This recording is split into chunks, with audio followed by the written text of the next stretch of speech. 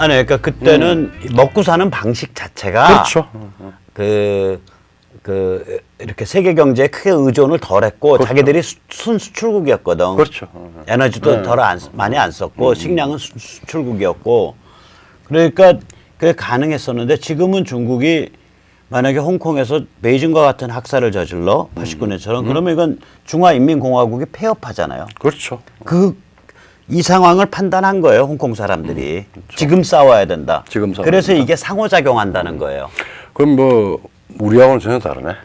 홍콩의 일반 국민들이, 대중들이 상황의 요소를 정확히 평가를 하고 행동을 하는데 우리는 꿀먹은 벙어리처럼 애써 지금 거대한 이 미중 이 싸움에 그 내용도 결과도 계산 안 하고 눈 안만 굴리고 머리는 생각 안 하고 입은 닫고 그냥 지나가고 있는 거 아니에요?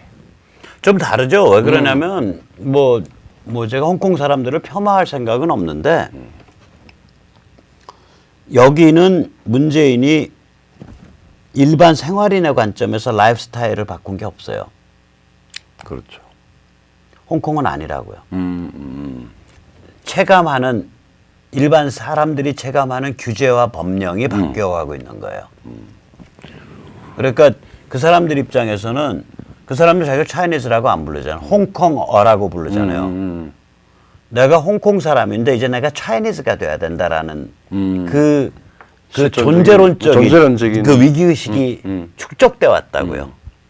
근데 지금 우리도 문재인 정부가 들어와서 유사전체주의적인 방식으로 법관, 대법관부터 부장판사 다 홍위병으로 만들어서. 아니, 근데 일반 사람 입장에선 까고 말해서 MB가 잡혀가든 박근혜가 잡혀가든 대법관이 잡혀가든 검찰이 확 바뀌든 조중동이 문재인 앞에서 납작 엎드려서 기든 말든 체감이 안 되는 거라고요. 이 사람들은 체감이야. 그러니까 한국은 어떻게 보면 요번에 이 경제 위기가 한국인들을 굉장히 성숙시킬 수 있는 상황이에요. 지금 문재인이 지금 이게 사람들 전체를 위기로 몰아넣고 있는 거 아니에요. 이제 시작한 거예요. 이제 시작했는데 그래서 뭐 요 간단하게 막간에 예. 그 문재인 그 말하자면 국민 저기 뭐야 담화문 참 세 가지의 질문을 문재인 씨한테 하고 싶네요.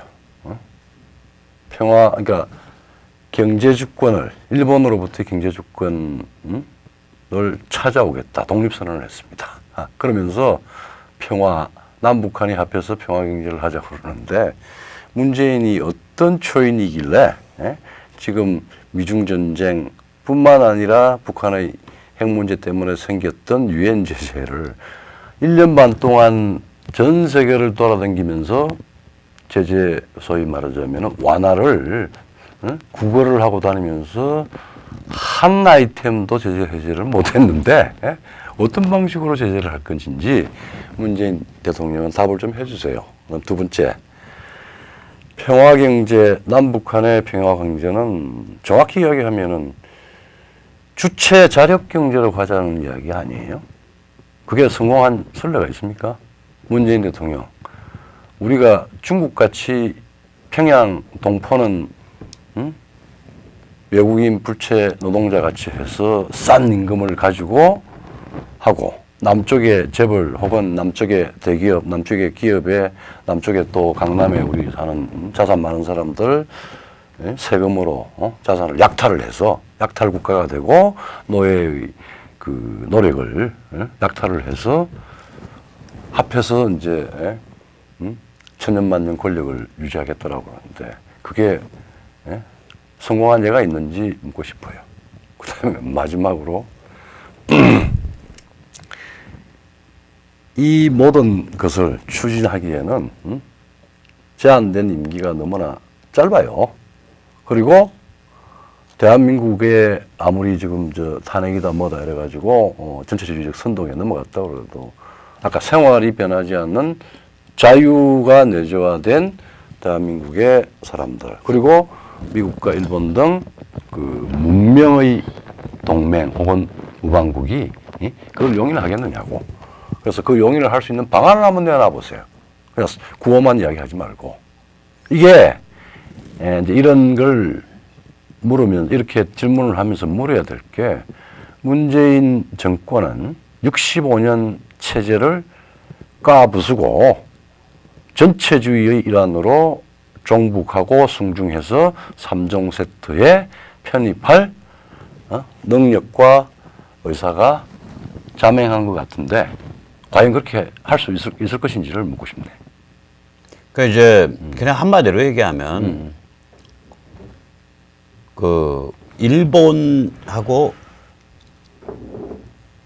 우리가 이제 경제적으로 엮여 있잖아요. 예, 분업 관계란 말이에요. 분업관계죠. 일본에서 이제 부품과 소재를 갖다가 그걸 부가가치를 해서 세계 시장에 팔아서 먹고 사는 그런 측면이 있거든요. 그렇죠. 그런데 갑자기 무슨 대법원 판결 하나 주워들고 일본이 경제보복 아직 하지도 않았는데 한다고 주장하면서 반일기치 들고 경제 주권을 선언하고 우리가 이미 경제 주권이 있지. 예를 들어 식민지라 생각하나 봐요. 식민지죠. 이 사람 용어로 하면 그러면 이제 이렇게 해서 평양과 손잡고 나가겠다 뭐 이런 얘기를 지금 이런 엄중한 상황에서 한다는 걸 저를 봤을 때 한마디로 이 사람 자폭하는구나요. 저는 뭐 묻고 싶은 생각이 아니라 끝났구나. 끝났구나. 예, 이거 자폭이다. 자폭이다. 망상의 끝에 자폭 상태 이거는 망상의 끝 망상의 이거는 뭐라 그럴까? 그러니까 자기 망상에 취해서 하지 말아야 될 얘기를 막 주절주절 하는 거야. 내심이 그거라고 하더라도 몽유 상태인가? 몽유라기보다 자폭이죠. 자폭이죠. 그러니까 제가 느끼는 건 뭐냐면 이 사람들의 멘탈이 무너졌다라는 생각이 드는 거예요. 멘탈이. 그러니까 그게 뭐 악마적이든 뭐 천사적이든 뭐든 간에 그 멘탈이 무너졌구나. 멘탈이 무너진 거예요. 근데 이 느낌은 아마 이제 이 그 모든 플레이어들한테 전부 다 읽히게 될 거라고. 조금만 시간만 지나면. 네, 그러니까 이거는 조중동도 읽을 거예요. 그렇죠. 자한당도 읽고. 이건 멘탈 붕괴입니다 지금. 그리고 여당의 문재인 멘붕입니다. 멘붕입니다. 네. 그러면 아주 극소수의 그러면은 소위 친문을 제외한 저쪽에 지금 현재 상당히 그 집권당으로서 많은 그 호사를 누리고 있는 사람들조차도 불안하고 아니 지금 제가 이 상태에서 멘탈을 유지하고 있는 저들 입장에서 거의 유일한 사람이 이해찬이라고 봐요. 그러니까 지금 이해찬의 스탠스 정도로 가야 되는 거거든. 그렇죠. 그렇죠. 그러니까 반일 히스테리도 저끼리 안에서 밸런스를 잡아야죠. 아니요, 그러니까 저기 뭐야 그 조국 스타일이 아니라 조국 스타일이 아니죠. 이해찬 스타일로 가야 돼요. 반일 히스테리도 좀 낮추고 상대방이 경제 보복을 하지 않도록 우리가 노력하겠다. 그러나 뭐 국민들한테 뭐 해야겠다. 그리고 이제 약점이 만약에 뭐 저기 그 뭐 불화수소니 뭐 이런 것 때문에 에칭가스니 이런 약점이 있으면은 그거 어떻게 문질러서 좀 넘어가 보려 그러고 이렇게 스탠스를 조정을 해야 되는데 드디어는 이게 꿈속에 그리던 얘기를 한 거 아니에요. 그렇죠. 뭐냐면은 한미일 체제 깨고 북한과 손잡고 일본을 치겠다는 소리잖아. 그렇죠. 그러면 이게 지금 아까 말씀하신 65년 체제라는 게 그렇고 65년도 한일협정이 그걸 만들어낸 주체가 미국이잖아요. 그렇죠. 미국이 만든 작품 아니에요. 그렇죠. 그 한일협정의 숨은 뜻은 뭐냐면은 한미일 삼각체제로 돼 있는 거거든 그게. 그렇죠. 그거를 깬다는 얘기는 결국 이제 본심이 드러나는 거 쥐소미아 깨자. 그리고 지금 민주당 국회의원들 발언이 체크가 안 돼요. 쥐소미아 깨는 거를 8월 15일 날 통보해야 된다는 거예요, 일본한테. 그러니까 얘들은 이게 국가 운영을 옛날에 무슨 전대협 이게 뭐 연세대나 한양대 3만 명씩 모여서 아각하던 그걸로 그런 스타일로 국가 운영을 하려는 거구나. 근데 거기까지 자기 본색을 드러낸 거예요. 드러냈어요. 그러니까 이거는 뭐냐면 멘붕인 거예요. 그러면 이제 양이 질로 변하는 시점이 되네. 예를 들면 이제 그런 네, 거죠. 예를 네. 들어서 요번에 이제 윤석열이가 이제 황당한 짓을 하니까 검찰이 예상 먼저 10명, 20명 예상했는데 60명 튀어나왔다면서. 59명인가 지금 소위 말 사표 의사를 냈고 사표 던진 사람들은 정확히 모르겠는데 예. 지금 사표 쓰겠다라고 하고 이미 이 선언을 한 사람이 59명입니다. 그러니까 검찰 간부진에 거의 뭐 상당수가 튀어나와 버리는 건데 그러면 이 사람들이 그러면 가만히 있겠냐고 나와서 이 상황 알고 이 권력 게임의 도사들인데 검사라는 그렇죠. 건 한 명 한 명이 권부거든요. 그렇죠. 다 자기 엑스파일 각자 다 갖고 있잖아. 그렇죠. 검사는 그 간부가 되면 그렇죠. 사생부를 다 갖고 있다고 자기가. 그러면 이런 사람들이 이제 아 저거 문재인 586 집단 멘붕했네. 그렇죠. 칼 빼서 쳐야 된다. 이제 이렇게 칼을 가는 사람들이 언론계에도 생기고 이제 검찰에도 정치권은 생기고 뭐 정치권에도 뭐 이런 거 생길 수 가지고 있고 이제 응. 그런 개연성이 있는데 그렇죠. 이 개연성의 확률을 점점 높여가는 높여가죠. 응. 플레이어는 누구냐면 자유시민이라고요. 우리가 저항을 해야 돼. 그렇죠. 슬기롭게. 그렇죠. 그래서 이제 이게 예. 한쪽은 65년 체제를 미국이 사실은 그러니까 한미일 삼각체제. 삼각체제. 예, 그렇게 얘기하셔야 미국이 아마. 계속 만들고 관리하고 또 후원했던 체제를 빠져나와서 전체주의 삼정세토화 하겠다는 데 대해서 선언을 한 거고. 어저께 선언한 거 그러니까 문제는 문재인의 독립선언은 한미일 동맹으로부터의 탈퇴를 선언한 겁니다. 근데 그게 너무 제가 멘붕이라고 하는 게 탈퇴할 준비가 아무것도 안 돼 아무것도 있잖아. 안 돼 있죠. 주가는 곤두박질 쳤고 경제는 개판이고 그다음에 삼각동맹 빠져서 어디 갈 거냐고 중국 망해가고 있고 북한은 지금 겁에 절려 있고 평양에서 아니 북한에서 문재인이 갈 자리 딱 하나 있는 거 알아요? 어디 있어요? 북한이 동해로 쏘는 이스칸더르 그 미사일 그 꼭대기에 앉으면 돼. 문학이다. 아주 좋은 그림. 꼭대기에 앉아서 뿅 날아가는 게.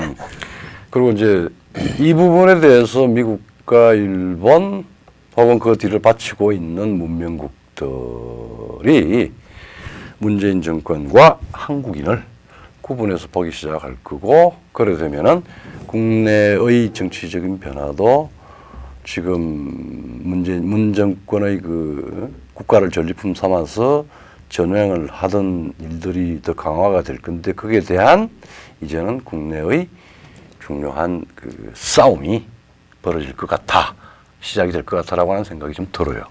지금 조중동이나 한국당이나 뭐 다 지금 질이 멸멸하지만은 그래서 제발 좀 제대로 싸웠으면 좋겠는데 해야, 이것들이 이 수구 기득권들이 글쎄 저는 반반이에요 이제는. 이제 반반. 예 반반이야. 왜 그러냐면 누가 봐도 명확하거든. 그렇죠. 미중전쟁은 갈 때까지 가는 거고 그 와중에 미국에 의한 북한 접수 해방은 거의 100% 확실시 되는 거고. 네, 예. 아니 14억 중국인을 무릎을 꿇리는 판에 예, 예. 한반도 북쪽이 무슨 문제냐고. 그러니까. 홍콩 다 뒤집어지는 판에. 그리고 일본은 확실하게 지금 문재인 잡겠다고 나설 거라고요. 났고. 예, 이런 상황인데. 그 말하자면은 국제적으로는 완벽한 고립, 평양으로부터 혹은 중국으로부터도 소위 말하자면 정상 국가로서 취급을 못 받는 그런 상황이 됐고, 뭐 우방은 말할 것도 없고, 그 다음에 한미일 삼각동맹으로부터의 탈퇴 선언을 한 상황에서 과연 지금 정확히 지소미아 뭐 이야기하는데 지소미아가 아니더라도 세상에 한국 대한민국의 막강 국군이 또 뭐 킬체인이 어떻고 뭘 여러 가지를 했다라고 하는 국군이 방사포를 쏘았는지 이스칸데르를 쏘았는지 구분도 안 되고 그 쏜 원점이 파악이 안 되고 그 이야기는 뭐냐면은 이미 정보 안 주고 있다는 정보를 얘기예요. 안 주겠다는 거. 정보 안 주니까 이제 뭐 소용없으니까 탈퇴하겠다. 그 심정은 내 이해는 가지만은 그런 근거를 누가 만들었느냐고. 정보를 주는데 한 달 후에 주는 거야. 그렇지. 정보는 신속성의 생명이거든요. 1년쯤 지나면 정보도 아니고요. 한 달쯤 되면 중고품 정보고요. 그러니까 트럼프가 뭐 그건 뭐 별 중요하지 않다라고 하는 건 정보 안 주고 쟤들 불꽃놀이 하는 정도니까 좀 기다려보자라고 하는 이야기일 거고, 중요한 거는 중국과의 말하자면은 이제 일대 회전, 이게 가장 중요하고 가속화시키자 결정했고, 그 다음에 문재인 정부 뭐 지금 뭐 독립선언을 하든 뭘 하든 간에 한국인이 이 거대한 변화를 인지하고 느낄 때 우리가 뭘 하겠느냐라고 하는 걸 아마 미일은 계산까지 다 해놨을 거예요. 그러니까 앞에 고동창이 그러던데, 한국 문제는 지난번에 왔을 때 국가가 스스로 대통령이 직접 국가를 자살을 시키는, 자해공갈로 자살을 시키는 그런 나라를 처음 봤다라고 이야기를 했는데, 이제 한국 국민이 문재인 정권을 끌어내려야 될 때가 된지 않았느냐를 고동창이 어제 또 트위터에 이야기를 했어요. 그게 이제 8월 15일이 다가오는데, 우리 각선된 시민들이 어떤 프레임을 가지고 해야 될 건지. 지난번에 뭐 우리가 그냥 조금 가볍게 반일죽창을 반문죽창으로 했는데, 그보다 훨씬 더 좀 높은 수준의 프레임을 짜서 이제 대처를 해야 될 것 같은 생각이 좀 듭니다. 우리 박주필님 평소 생각이 있을 것 같은데. 아니, 그러니까 이게 지난주 말만 해도, 그렇죠. 지난주 말만 해도 그냥 국내 게임으로 생각을 했는데. 아니 그게 아니라 그 전체 템포가 그냥 꾸역꾸역 간다고 생각을 했거든요. 그렇죠. 예. 그런데 이제 결정적인 게 몇 개 있어요. 네. 그동안에 벌어진 일이. 네. 홍콩에서 대규모 파업 형식으로 막 튀어나오는 일. 그 다음에 미국이 중국을 겨냥해서 그 환율 조작국으로 지정한 거. 그리고 문재인이 이거 이제 멘붕에서 자폭했거든. 이게 문재인 멘붕 자폭 사건이에요. 문재인 멘붕 자폭이에요. 그렇죠. 이게 저거가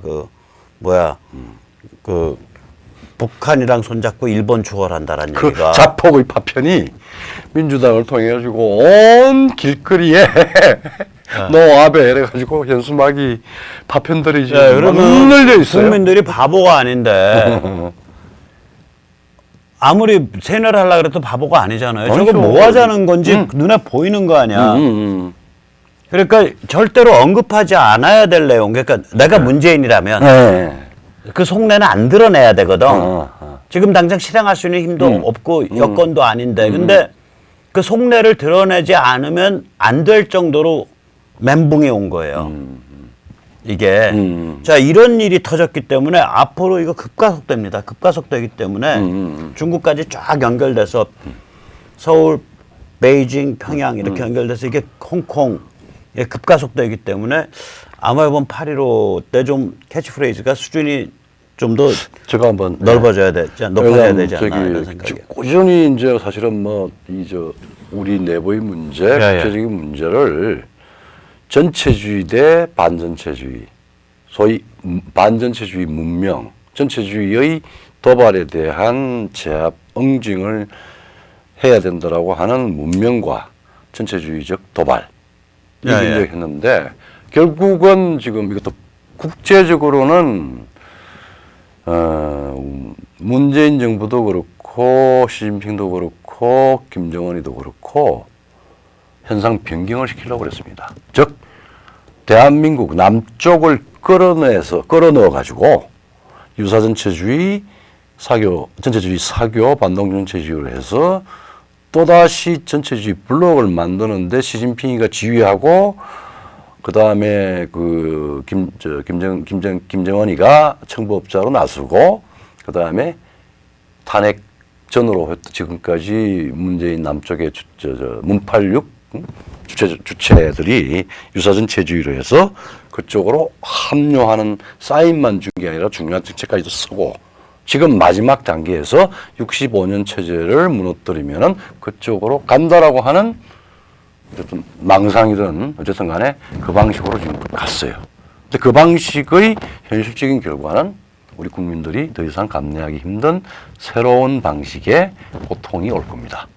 그러면은 결국은 지금까지 우리가 해왔던 자유문명 대 전체주의의 대결전, 이거를 8월 15일 날 선언을 해야 돼요. 선언을 해야 돼요. 선언을 하고 그거는 국민들한테 예, 예. 국가의 주인인 주권자한테 이 문제를 기준으로 해서 생각하고 행동하게 해서 예, 예. 결국은 전체주의를 소위 말하자면은 구축 쫓아내야 돼요.